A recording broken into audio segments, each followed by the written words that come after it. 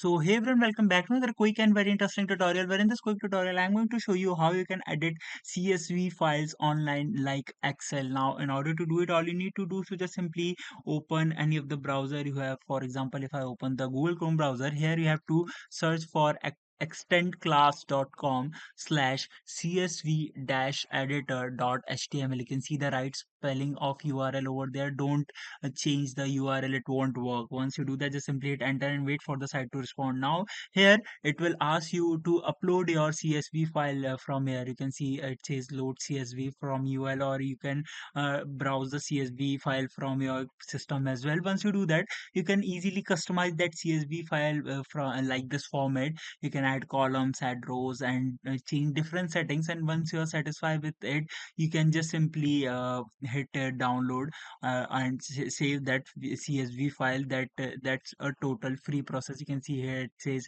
save, and the file has been saved to your system. Alright, so that's it for this tutorial. I hope this video will be helpful for you. Make sure to hit the like button and subscribe button for more such helpful and interesting tutorials. See you in the next one. Take care.